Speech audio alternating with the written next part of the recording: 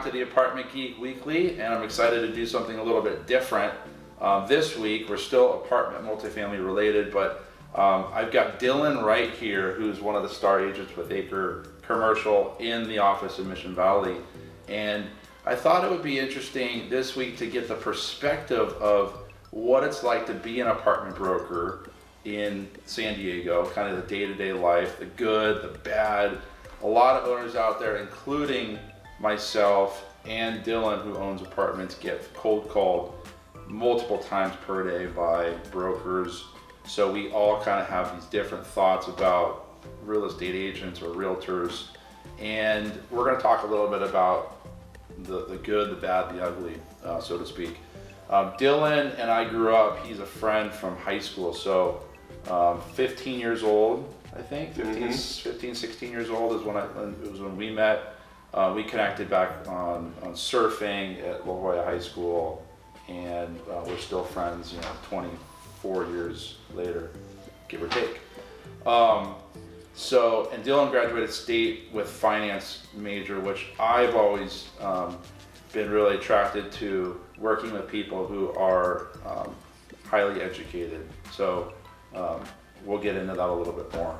So a few questions for you, Dylan. In a nutshell, how is life as a broker?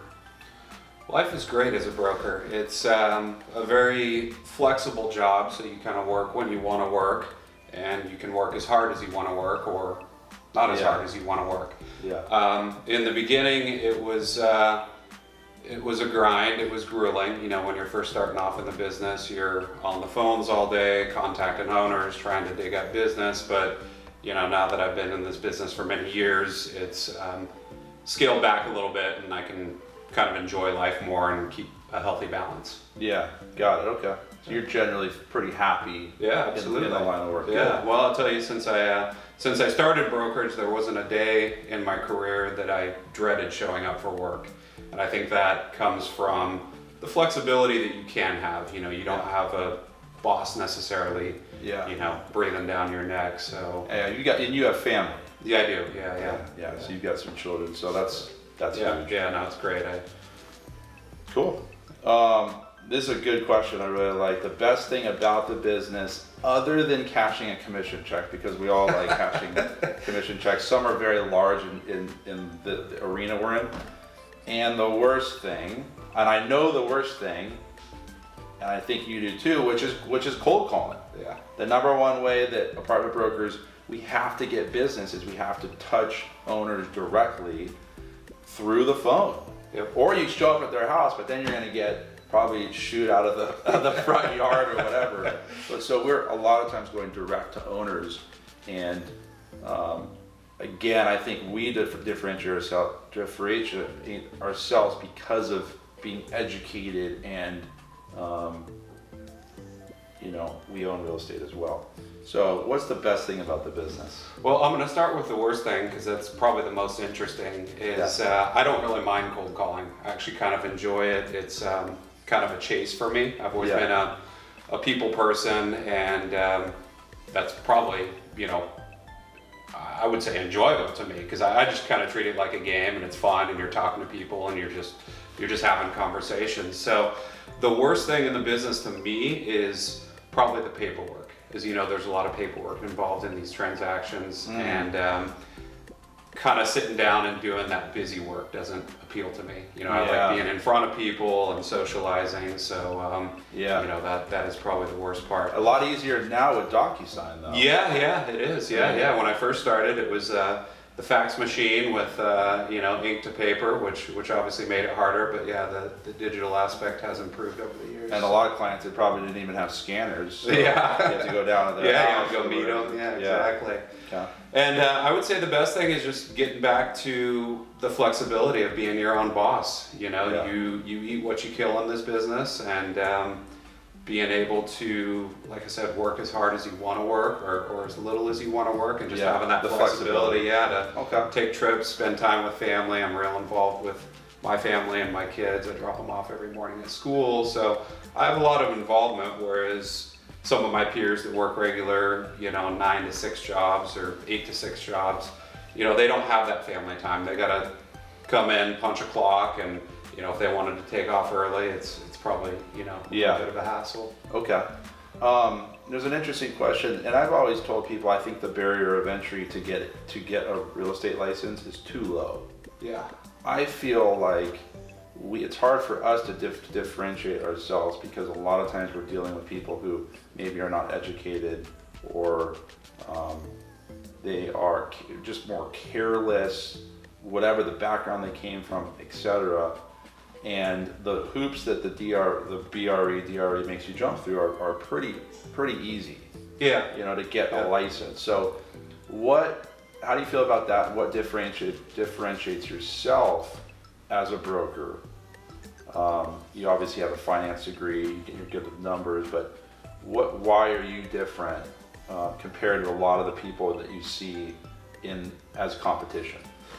Well, I guess, the numbers being first and foremost. I got into investment real estate because I do like numbers. Yeah. In college, I didn't really know what I wanted to do, but I knew I liked numbers, so that's why I went down the road of finance. And so being in this arena of investment real estate, I think that background is very important because you are dealing with, a lot of numbers and valuing assets and whatnot. I think at the end of the day, pretty much anybody could get a real estate license. Yeah. Correct me if I'm wrong. You probably don't even need a high school diploma.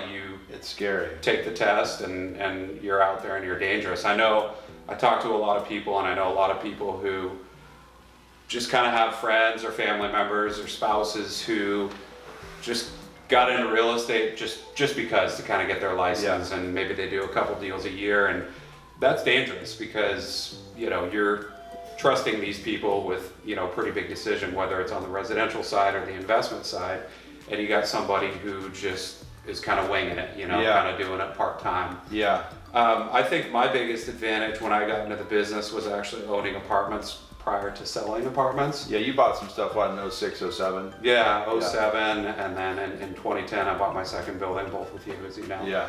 And so when I got into the business, I understood from an owner's perspective what was going on. So I wasn't just a new broker, calling with commission breath trying to, sell their property. I could really relate with them and help them, hey, your utility bills look high, or, your rents look low, or whatever it may be. I'd owned and operated apartments for years before I got into the business. So I feel like that helped me connect with owners as a broker, but as a fellow owner. A little bit more real. Exactly. As opposed to just chasing that commission breath. Commission breath paycheck. Exactly. Like, sell, buy. Yeah. Don't buy this because of X, Y, and Z, or Exactly. I mean, most brokers, when they start off, their pitch is, pretty standard. It's, hey, do you want to sell? Or, hey, I got this, exchange buyer who wants to make an offer on your property. I feel like there's just not a lot behind that. And when I started, I basically came into the business knowing, from getting cold called myself, that might work with some people, but for the vast majority of people, it's a long-term relationship that you have to establish. Yeah. So helping people over years, I've talked to people for years and helped them with different things along the way, and then all of a sudden one day I get a call, hey, I'm ready to sell. Yeah. And that feels good. Yeah. It's just a little bit more organic rather than shoving something down somebody's throat. Yeah, more of an advisory role. Yeah. Last question, I know we're running a little bit out of time. After knowing what you do know now, kind of a wise agent broker, being in the business for 9 or 10 years, what's the number one thing you would tell yourself on your first day if you could kind of look back? Just kind of what I did. Hit the phones hard. And it's a long game. Yeah, it's a long game. Don't expect to get paid. Hit the phones. And when I first started, I would literally meet anybody, whether or not they wanted to sell or buy or, literally any owner that I got on the phone that would meet me, we would go meet for coffee or lunch or whatever. So I would say that's what I would tell myself is just set meetings, I like that, and that's a good closing question. Is a lot of times we try to meet owners and they ask, why do you want to meet me? I'm not doing anything. my property's in a trust, you know, whatever, I'm not selling, buying. Why is it kind of neat for owners to meet people like you? Putting a face to the name, and you never know when you're gonna need help. And if I may add, you're a good source of information. Yeah. With everything from political, from legislative stuff going on, to management, to questions about your bills, etc. Yep. Yeah, I think people that are career oriented in this business are a very reliable source of info. Yeah, and if you have somebody that you trust, you know, maybe you need a new manager, Yeah. or you just want somebody to look at your expenses to make sure they're in line. Yeah. Or just a resource. And Dylan owns Cass Street Bar and Grill, so if you ever need a free beer, then he's the guy to call. Yep, just tell them to put it on Chris's tab. Put it on my tab. So different perspective from somebody that I see almost on a daily basis in the office, hustling, doing good work for owners out there. And I like what we're about here, not only you, but me and a lot of the other guys, in that we are not chasing a paycheck. It's long term. We're passionate about the business. We own properties.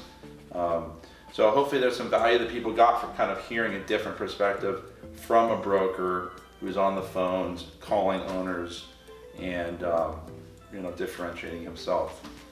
So thanks for tuning in. The next episode, we're talking about specialization and delayed gratification, which owners of apartments really know about, because we don't see money sometimes for a long time when we buy these things. So Very true. thanks for tuning in. Until next time, happy investing. Thank you.